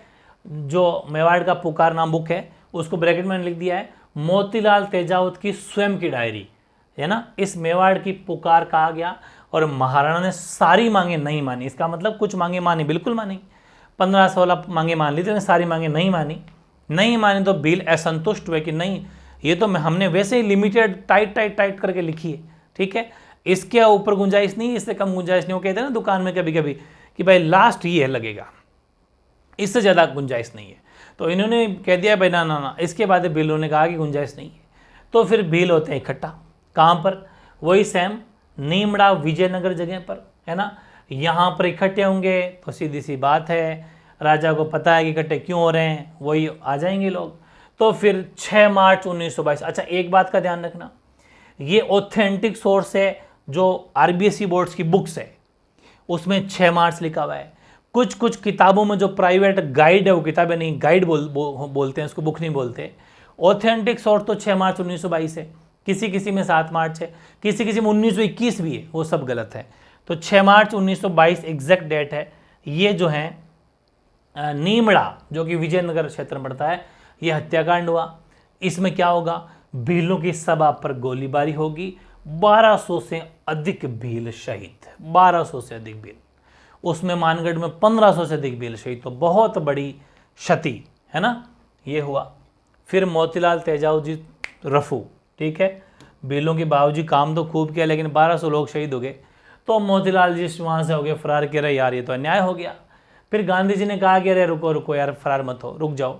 तो गांधी जी के कहने पर ईडर, ये खेड़ ब्रह्मा गांव है ईडर में, एमपी, वहां पर 1929 में उन्होंने आत्मसमर्पण किया, हाथ खड़े कर दिए। पकड़ते ही आपको पता है क्या करेंगे, जेल में डालेंगे। फिर गांधी जी वापस रिक्वेस्ट करेंगे, मणिलाल कोठारी के द्वारा और हस्तक्षेप कराएंगे और मोतीलाल तेजावत को 1936 में रिहा भी कर दिया जाता है। और शेष जीवन फिर वो गांधी जी के रचनात्मक कार्यों में गांधी जी के साथ में बिताते हैं। तो ये खैर तो कोई वो खास बात है भी नहीं। इतना सा प्रश्न जरूर आता है कि मोतीलाल तेजावत ने आत्मसमर्पण कहाँ पर किया, ईडर एमपी, ठीक है। तो ये कुछ बातें थी, ये था अपना एक ही आंदोलन, ठीक है, जिसमें एक एक प्रश्न कहाँ से बनेंगे मैंने सारी बातें लिख दी है, ठीक है। इसके बाद बात करेंगे अपन मीणा आंदोलन की, तो दोनों आंदोलन आपको समझ में आ गए। सबसे पहले अपने मेरों के आंदोलन पढ़े, फिर अपने भील के पढ़े। भील में एकी या बोमट भील आंदोलन, और एक वो अपन मोतीलाल तेजावत वाला, और गुरु गोविंद गिरी वाला जो है वो आपको देखना था भगत आंदोलन। बस ये दो पढ़ लेना, बाकी कोई सारी चीज़ें उसमें आ गई है। अब है मीणा आंदोलन। मीणा ये जयपुर के आसपास वाला क्षेत्र मीणाओं का क्षेत्र है। यहाँ पर मीणा जनजाति है। मीणा भी मेरू की तरह, इनको भी क्या है कि ये भी थोड़ी बहुत जनजाति जो है चोरी के, डकैती के, इन पर आरोप लगा दिए जाते हैं। जो भी कोई छोटी मोटी इस जयपुर रियासत के अंदर कोई भी ऐसी चोरी होती है तो इनके ऊपर आरोप लगा दिया कि ये इन्होंने चोरी की है, मीणा के ऊपर आरोप लगा दिया। और इस जनजाति को 1924 की बात है, 1924 में एक एक्ट या फिर एक कानून मान लीजिए, वो एक जारी किया, क्रिमिनल ट्राइब्स एक्ट। क्रिमिनल का मतलब है आतंकवादी, अपराधी, ठीक है। तो क्रिमिनल ट्राइब एक्ट या फिर आपराधिक जनजाति अधिनियम, उसमें मीणा जनजाति को शामिल कर लिया कि ये आपराधी प्रवृत्ति के हैं, ये अपराध करते हैं, चोरी डकैती करते हैं, ये सब ऐसा कह के इनको इस जनजाति में डाल दिया। अब इसका मीणा जनजाति विरोध करेंगे कि ऐसे कैसे हम कोई ऐसा थोड़ी चोरी थोड़ी करते हैं, और सारे मीणाओं को एक आधा कोई कर भी ले तो हर समाज जाति में हो सकता है भाई, हर समाज जाति में कुछ बुरे कुछ अच्छे लोग होते हैं, इसमें कोई डाउट ही नहीं है। तो इन सभी पूरी मीणा जनजातियों का कि तो क्रिमिनल ट्राइब एक्ट के अंदर आती है आपराधिक जनजाति अधिनियम। प्रश्न क्या बनेगा, आपराधिक जनजाति अधिनियम कब पारित हुआ? 1924 में। किस जनजाति को इसमें घोषित किया ट्राइब? तो वेरी वेरी इंपॉर्टेंट है, मीणा। दो प्रश्न बन गए। तीसरा बनेगा 1930 ईस्वी में इन्होंने एक जयराम पेशा कानून और बनाया। पहले तो इनको इसमें डाल दिया कि ये क्रिमिनल है, ठीक है, आपराधिक प्रवृत्ति के हैं। फिर जयराम पेशा कानून पारित किया 1930 में, और यहां पर इस कानून में यह कहा कि भाई इन पर चोरी का, डकैती का, ये सब लूटमार का केस है। इसलिए अब इस जयराम पेशा कानून में जितने भी मीणा स्त्री पुरुष है, सभी मीणा स्त्री पुरुष को रोजाना थाने में आके हाजिरी देना पड़ता था। कितना वो काम है, वो भी डेली थाने में आकर हाजिरी दे के जाओ, पुरुष और स्त्री दोनों, ठीक है। तो इससे बहुत ज़्यादा मीणा दुखी हुए। फिर इनमें भी अच्छे अच्छे लोग आएंगे, फिर बड़े नेता आएंगे, छोटू राम, लक्ष्मी नारायण झारवाल, महादेव राम आदि मीणों ने मीणा जाति सुधार समिति का गठन किया, ठीक है। इन्होंने कहा कि भाई चलो अब इनके ऊपर आरोप लगे हुए हैं और सरकार ने आरोप लगा दिए, कुछ ज़्यादा कर भी नहीं सकते, लेकिन इन लोगों को सुधारना पड़ेगा भाई, मीणाओं में कुछ अच्छी सोच विकसित करनी पड़ेगी। आज तो मीणा बहुत डेवलप्ड है, बहुत ज़्यादा अच्छे पोस्ट पर पहुंच गए। तो इन्होंने छोटू राम, लक्ष्मण जारवाल, महादेव राम ने मीणा सुधार समिति का गठन किया, मीणा जाति सुधार समिति का, ताकि इसमें कुछ बातें समझाई जाए। और फिर 1933 में मीणा क्षत्रिय सभा की स्थापना की गई। ये की गई थी कि भाई जयराम पेशा कानून को समाप्त करने की मांग करेंगे हम। ये जितने भी काम किए जा रहे हैं ये मीणाओं की तरफ से किए जा रहे हैं, वो चाहे कोई भी उनके नेताओं का साथ हो। एक तो क्या करा था कि सबसे बड़ी बात तो ये कि इन्होंने मीणा जाति सुधार समिति का गठन किया। इसमें मीणा जाति के लोगों को इकट्ठा करते, उनको समझाइश करते कि अपन को ये काम नहीं करना चाहिए। वो कहते कि नहीं हमने किया भी नहीं, बोला हाँ सब ने नहीं किया, लेकिन बिल्कुल झूठे आरोप भी नहीं लगते। कुछ लोग हैं, अपन को सुधार करना है, अपन को ये सब छोड़ना है, अंधविश्वास मिटना है, सब बातें करी। फिर 33 में मीणा क्षत्रिय सभा कहा कि भाई जयराम पेशा कानून बिल्कुल हमें पसंद नहीं है, रोजाना हाजिरी देना ये कोई बात है क्या, काम नहीं है हमारे कुछ। तो 1933 में मीणा क्षत्रिय सभा की स्थापना की गई। और अब प्रश्न क्या बनेगा कि मीणा क्षत्रिय सभा की स्थापना कब की गई? 1933 में। मीणा क्षत्रिय सभा की किस उद्देश्य के लिए की गई? तो जयराम पेशा कानून को समाप्त करने के लिए इसकी स्थापना की गई, ठीक है। फिर ये सब बातें हो गई और ये सब प्रयास किए जा रहे हैं। फिर एक नीम का थाना सम्मेलन भी होगा। नीम का थाना अब तो जिला भी बन गया है, तो नीम का थाना जो है वो सम्मेलन होगा। तो अप्रैल 1944 ईस्वी में जैन मुनि थे, जैन मुनि मगन सागर जी, इनके नेतृत्व में सम्मेलन हुआ। और जयपुर राज्य मीणा सुधार समिति वही वैसा ही है जैसे पीछे भी ऊपर न पड़ा लक्ष्मण जारवाल वगैरह, ये वाला ये भी सेम ही है। इन्होंने मीणा जाति सुधार समिति बनाई थी, इन्होंने जयपुर राज्य जोड़ दिया। बात हुई जयपुर राज्य मीणा सुधार समिति का गठन किया और अध्यक्ष बनाया बंशीधर शर्मा को, मतलब कि ऐसे लोगों जो पढ़े लिखे हो, जो इनको समझा सके, ये भी काम किया। तो ये भी वेरी इंपॉर्टेंट है। ये सब प्रयास किए जा रहे हैं मीणाओं को इकट्ठा करने के लिए, मीणाओं को समझाइश करने के लिए। फिर जैन मुनि मगन सागर ने एक मीन पुराण, मीन मछली का प्रतीक मीणाओं वो अपन अलग अलग जनजाति वीडियो बनाने वाला हूँ, बहुत गजब का होगा, जिसमें मीणा, भील, ग्रासिया, इन सभी जनजातियों का एक वन शॉट रखूँगा। बहुत बड़ा वीडियो बनेगा वो, इसलिए रुका हुआ हूँ, बना रहा हूँ, उसको तैयार कर रहा हूँ मैं। जैन मुनि मगन सागर जी ने मीन पुराण एक पुस्तक लिखी जिसमें मीणा जनजाति का गौरवशाली इतिहास बताया और मीणाओं को इकट्ठा करके बताया कि आप लोग ऐसे नहीं, भाई जो जो आरोपी थे उनको बताया कि अपन मीणा जो जाति के लोग हैं वो चोरी चुकारी वाली जाति के लोग नहीं है। आप देखो मीणा जनजाति का गौरवशाली इतिहास देखो, वीर गाथाएं सुनाई उनको बातें कि यहाँ पर आमेर में तो राज करते थे मीणा, आमेर के आसपास के क्षेत्र में। तो ऐसा काफ़ी चीज़ें बताई गई, थोड़ा उसमें अच्छी पॉजिटिविटी आती है। ये सब हुआ तो ध्यान रखना कि मीन पुराण पुस्तक जैन मुनि मगन सागर के द्वारा लिखी गई जिसमें मीणा जनजाति का गौरवशाली इतिहास है। फिर एक बाघावास सम्मेलन हुआ था। बाघावास जयपुर ग्रामीण भी कह सकते हो क्षेत्र, ठीक है, या जयपुर एक ही बात है, वैसे इतना आता नहीं है। 28 अक्टूबर 1946 में यह सम्मेलन हुआ। ये वेरी इंपॉर्टेंट सम्मेलन है, इसमें दो बातें पूछी जाएगी। एक, बाघावास सम्मेलन कहाँ हुआ? जयपुर। कब हुआ? 28 अक्टूबर 1946 को। ये वेरी इंपॉर्टेंट है, सारी डेट एग्जैक्ट इज। बाघावास सम्मेलन कब हुआ? तो 1946 में 28 अक्टूबर भी याद रखना।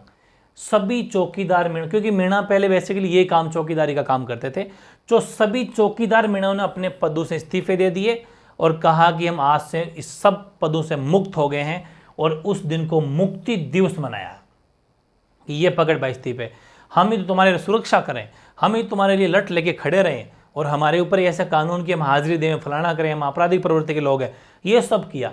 तो 28 अक्टूबर 1946 को इन्होंने सभी चौकीदार मीणाओं ने इस्तीफे दे दिए और मुक्ति दिवस के रूप में मनाया, ठीक है। और हालांकि फिर अब इससे राजा महाराजा जितने भी लोग अंग्रेज सब डर जाएंगे कि अरे यार सुरक्षा कौन करेगा, दिक्कत हो गई। फिर मान जाते हैं लक्ष्मण जारवाल का बहुत बड़ा योगदान है इसमें, जिन्होंने मीणा जाति सुधार समिति बनाई थी, पीछे बने पड़ा। लक्ष्मीनारायण झारवाल के प्रयासों से फिर जयराम पेशा कानून समाप्त हो जाता है और जिस दिन समाप्त होता है मीणा कहते हैं ठीक है अब कोई दिक्कत नहीं है, वापस पद भी ले लेते हैं, वो सारा काम फिर वापस हो जाता है। लेकिन ये थे भाई मीणाओं के जो हैं आंदोलन। फिर अपन थोड़ा बहुत ही देख सकते हैं, एक छोटा सा है कि जहाजपुर मीणा विद्रोह। ये जहाजपुर मीणा विद्रोह जो है वैसे कोई वो नहीं, अलग से नहीं पढ़ना इसको। जहाजपुर मीणा विद्रोह उदयपुर में हुआ था, एक छोटा सा ये उदयपुर में हुआ था। प्रश्न कोई आ जाए कि जहाजपुर मीणा विद्रोह कहाँ हुआ? तो उदयपुर, ठीक है। और एक बात मैंने और लिखी है, एक व्यक्ति है बाबा बालेश्वर दयाल, सॉरी मामा बालेश्वर दयाल। ये क्लास 7th की जो आरबीएसई कोर्स में पुरानी बुक चलती थी उसमें है ये फैक्ट कि इन्होंने भी भील जनजाति विशेषकर राजस्थान और एमपी इनके लोगों के लिए काम किया था, भीलों में जागृति पैदा करने के लिए, इनमें डेवलपमेंट के लिए। इन्होंने जल जंगल और जमीन जय जय जय ट्रिपल जय, ठीक है ना, इस नाम का आंदोलन चलाया था। ये भी कोई छोटा मोटा फैक्ट आ जाए क्योंकि ये first grade, second grade, RS prelims जैसे एग्जामों में प्रश्न आ जाते हैं, ध्यान रखना। इसलिए कि भाई मामा बालेश्वर दयाल कौन थे? तो भीलू में मामा बालेश्वर दयाल कौन थे? भीलू में जागृति पैदा करने के लिए उन्होंने बेसिकली काम किया था। कहाँ पर? राजस्थान एमपी क्षेत्र में उन्होंने ज़्यादा जो है काम किया। अब मेरी बात सुन लो, ये जो जनजातीय आंदोलन थे ये पूरी बातें अपन ने पढ़ ली, वेरी इंपॉर्टेंट बातें थी। मेयर आंदोलन भी पढ़ लिया। सबसे पहले देखो मेयर आंदोलन जो है इसको आपको डीप पढ़ना है, हर चीज़ अच्छे से पढ़नी है क्योंकि अब जो ज़्यादा फेमस और हल्की जो चीज़ है ना वो अब पूछना बंद कर दिया गया है। इसलिए डीप पूरे नोट्स आपको प्रॉपर पहले मेरे साथ के साथ सुनना है, उसके बाद ही नोट्स बनाने हैं, इसका ज़रूर ध्यान रखना। जैसे मेयर है, ये मेयर विद्रोह, तो पहली बात ये पूछी जाएगी कि मेयर विद्रोह किस क्षेत्र में हुआ। क्षेत्र विशेष ज़्यादा पूछते हैं, तो मेवाड़ और मारवाड़ जिसको मिला के बोलते हैं मेरवाड़ा, या फिर अंग्रेज कहाँ रहते थे? अजमेर, तो अजमेर मेरवाड़ा क्षेत्र के अंदर ये मेयर विद्रोह हुआ। मेन कारण क्या था कि इन क्षेत्रों में अंग्रेज जो है पूर्ण प्रतिबंध में नियंत्रण में इस क्षेत्र को लेना चाहते थे, लेकिन मेयर जो है इसका विरोध करते हैं, विद्रोह शुरू हो जाता है। बाकी अपन ने बात की थी, वो सबसे इंपॉर्टेंट बात ये है कि जो ये सुपरडेंट है, अंग्रेज सुपरडेंट जिसका नाम है एफ विल्डर, ये प्रश्न आया हुआ कि एफ विल्डर का संबंध जो है वो किस विद्रोह से है? तो एफ विल्डर का संबंध मेयर विद्रोह से है। बाकी अपन ने देखा तो मेयर विद्रोह में जेम्स टोड का भी नाम आता है, हालांकि वो भील विद्रोह में भी आ जाता है उसका तो, लेकिन एफ विल्डर अकेले का नाम आता है वो मेयर विद्रोह में आता है, ठीक है। इसने एक झाक व अन्य गांवों के क्षेत्र में इन्होंने जो है विद्रोह को दबाने की कोशिश की और कुछ समझौता बनाया लूटपाट वाला, वो तोड़ देते हैं वो सब बातें। फिर जेम्स टोड आ जाता है, उसने पुलिस थाने वगैरह लगाई। ये छोटी मोटी बातें। एक ये इंपॉर्टेंट बात है, ये देखो ये कि मेरवाड़ा बटालियन जो है उसका मुख्यालय कहाँ पर है? ब्यावर में। मेरवाड़ा बटालियन किस विद्रोह से या फिर किस विद्रोह को दबाने के लिए स्थापित की गई? तो मेरू के विद्रोह को दबाने के लिए स्थापित की गई, अजमेर मेरवाड़ा क्षेत्र में, लेकिन हेडक्वार्टर ब्यावर रखा गया। और 1822 के अंदर इसकी स्थापना की गई थी, जिसमें अंग्रेज मेरू पर कंट्रोल करने में सक्सेस भी होते हैं, और इसके अंदर मेरू को ही भर्ती किया गया था। फिर बात आ जाती है नेक्स्ट भील विद्रोह में। तो भील विद्रोह के सबसे पहले बात यही पूछेंगे कि भील विद्रोह का, भीलों के द्वारा विद्रोह करने का प्रारंभिक कारण क्या था? प्रारंभिक कारण भीलों के द्वारा करने का प्रारंभिक कारण था रखवाली कर। एक तो रखवाली कर लेते थे और एक बोलाई कर लेते थे। अब इसमें अलग अलग प्रश्न। बोलाई का मतलब क्या होता है? बोलाई का मतलब है सुरक्षा कर, जो व्यापारी और माल लेके जाते हैं उनकी सुरक्षा के लिए लिया जाता था। और रखवाली का मतलब चौकीदारी कर। ये दो कर जो है वो लिया करते थे, जो भी इनके क्षेत्रों से वहां से गुजरते थे उनसे। लेकिन जो जेम्स टोड आया, उसने अपने राज्य के रेवेन्यू को, राजस्व को बढ़ाने के लिए जो है ये अधिकार इनसे छीन लेता है, ठीक है। और इसका भील विद्रोह करते हैं, मुख्य कारण है। फिर भील जो है वो खुद अंग्रेजों को या सरकार को बिल्कुल टैक्स नहीं देते हैं। इसके बावजूद अंग्रेज कुछ और नए टैक्स लगा देते हैं। भील कहते हैं हम तो वैसे ही नहीं दे रहे, तुम और नए टैक्स हमारे ऊपर थोप रहे हो। तो ये सब दो मुख्य थे इनके कारण रहे। फिर जो है कुछ 1826 की बात है, वहाँ पर दौलत सिंह का नाम आ जाता है, ये कुछ विद्रोह कर देते हैं, ठीक है, जिसमें फिर दौलत सिंह का आत्मसमरण होने के बाद मामला बैठ जाता है। लेकिन जोधपुर लीजन फिर याद रखना, जोधपुर लीजन, या फिर कभी कभी क्या आता है कि जोधपुर लीजियन भी लिखा हुआ आ जाता है। तो आप नामों में कंफ्यूज बिल्कुल नहीं होना है, जोधपुर लीजियन या जोधपुर लीजन, ठीक है। स्थापना कब? 1836 में। एक मिलिट्री है, एक सेना है। इसका हेडक्वार्टर पहले तो अजमेर रखा गया था, लेकिन कुछ कारण ऐसे रहे कि अजमेर सुविधा नहीं हो पाई, तो वहीं बड़सा गांव सिरोही के अंदर जो है इसका 1842 में हेडक्वार्टर जो ट्रांसफर कर दिया। इससे काफ़ी रिलीफ भी मिला। मेवाड़ भील कॉपर्स, जो कि खानदेश भील कॉपर्स मुंबई राज्य से ही सीख लेके अंग्रेजों ने स्थापित की थी, इसका मुख्यालय हेडक्वार्टर कहाँ पर रखा? खेरवाड़ा उदयपुर में। और इसकी दो छावनियाँ भी अंग्रेजों ने फिर बनाई थी, जो खेरवाड़ा उदयपुर और कोटला उदयपुर के अंदर दो इनकी छावनियाँ स्थापित की गई थी। और इसमें भी जो अंग्रेज है स्थानीय सैनिकों की भर्ती करते हैं, और इसमें भी अंग्रेज जो सफल भी हो जाते हैं, इसमें भी अंग्रेज सफल हो जाते हैं, ठीक है ना। बिल्कुल, तो ध्यान रखना है इन तीनों की, चाहे मेवाल भील कॉपर्स हो, चाहे जोधपुर लीजियन हो, और चाहे वो हो अपने ये मेरवाड़ा बटालियन, तीनों के हेडक्वार्टर मत भूल जाना, और स्थापना कब की गई थी वो मत भूल जाना, ठीक है ना। ये वेरी इंपॉर्टेंट बातें हो जाएगी।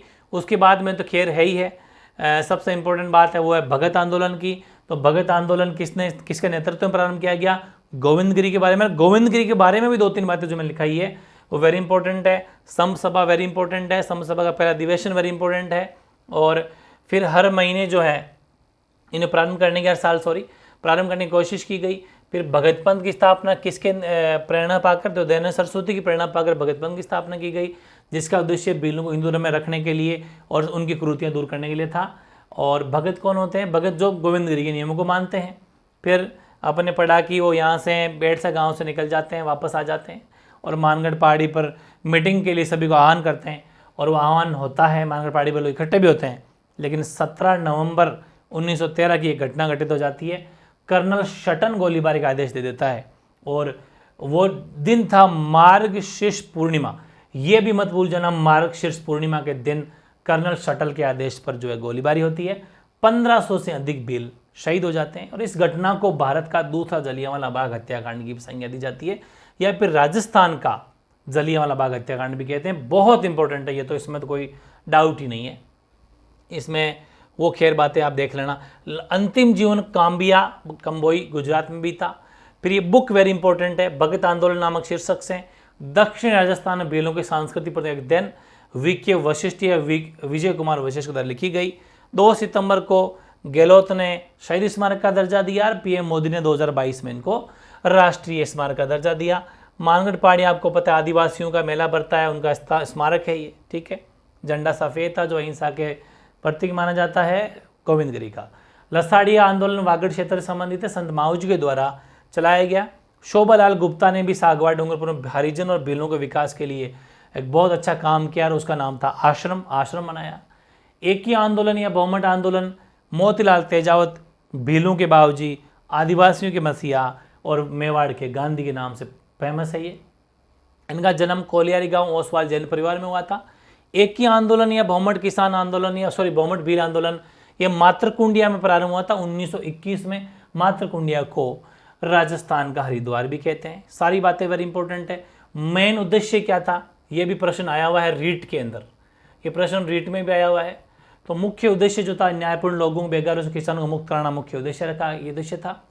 और ये आंदोलन गोगुंदा जाडौल कोटा क्षेत्र में प्रारंभ हुआ और फिर मोतीलाल तेजावत ने अपनी 21 मांगे की अपनी हस्त की डायरी मेवाड़ की पुकार के नाम से महाराणा को दी। हालांकि महाराणा पर इस पर कोई असर नहीं हुआ और 6 मार्च 1922 को जो है निमड़ा हत्याकांड हो जाता है। 1200 से अधिक भील इसमें शहीद हो जाते हैं।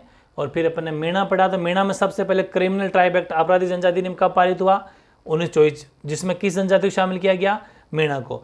जयराम पेशा कानून 1930 में, जिसमें स्त्री पुरुष दोनों को हाजिरी पर आना पड़ता था। फिर मीणा जाति सुधार समिति की स्थापना में किसका योगदान है, छोटूराम लक्ष्मीनारायण झारवाल का।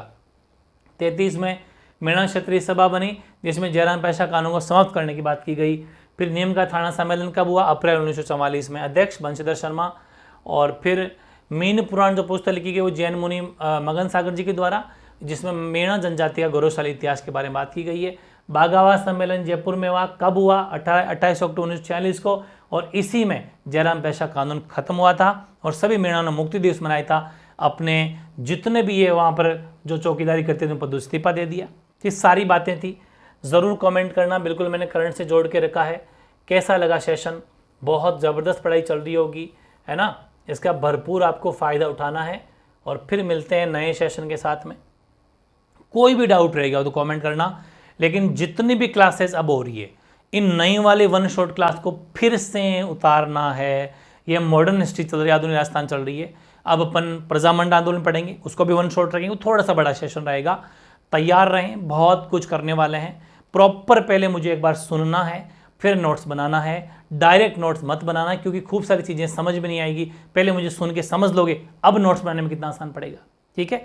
ये ध्यान रखना। बाकी सिविल सर्विसेज तक का टॉप मेंस लेवल अपन लेके चल रहे हैं। इससे बाहर कुछ नहीं, ढंग से प्रैक्टिस करो। ये तय अगर बाहर जाएगा भी तो किसी को नहीं आएगा, अगर आपको नहीं आएगा तो ठीक है, तो कोई दिक्कत नहीं है। वैसे ही कट ऑफ नहीं जानी है फिर तो, ठीक है। चलिए फिर मिलते हैं फिर नए सेशन के साथ में। जब तक पढ़ो दिन रात एक कर दो, ठीक है, ओके।